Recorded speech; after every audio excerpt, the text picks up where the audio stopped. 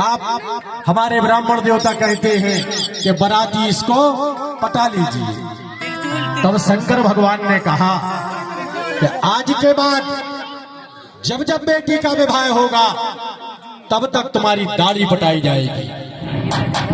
इसीलिए शादी में प्रश्न किया कि 7 फेरे सीधे क्यों नहीं होते।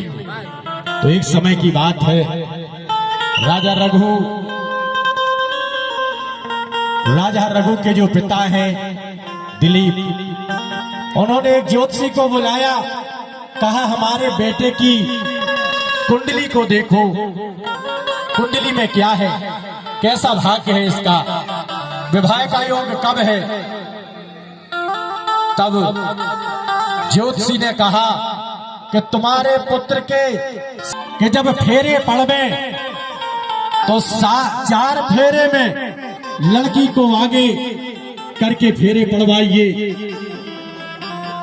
और लड़के को 3 फेरे में, 7 फेरे एक साथ मत फरमाइए।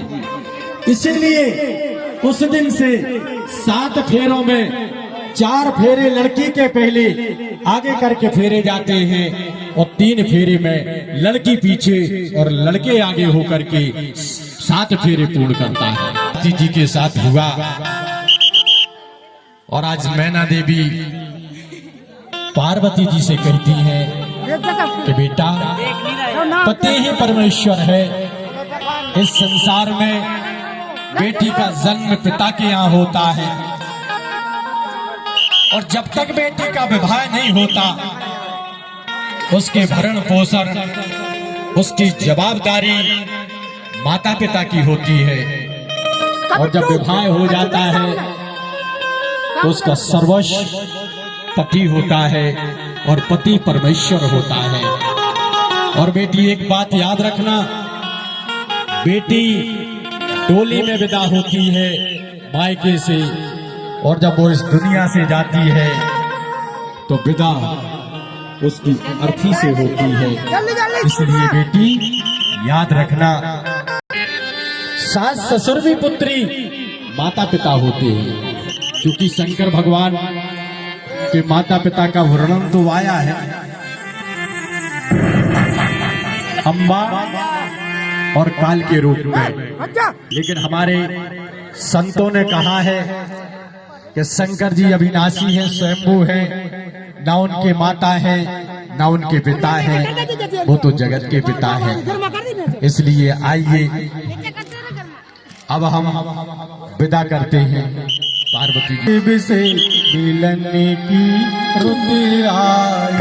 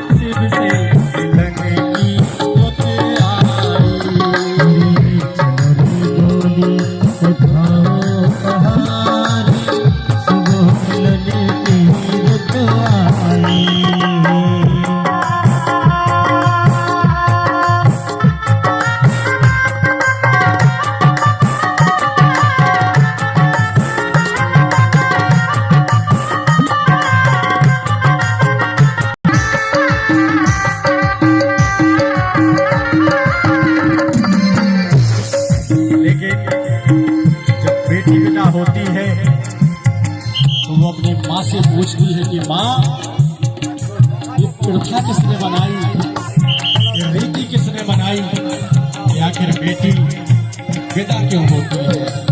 और पूछती है, बेटी अपनी माँ से पूछ रही है, मुझे माँ से गिला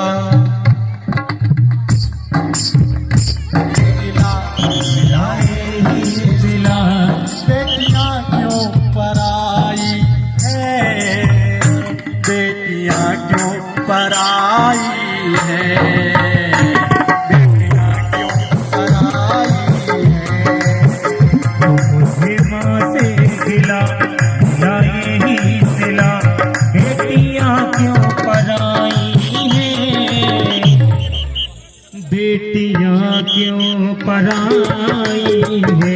नहीं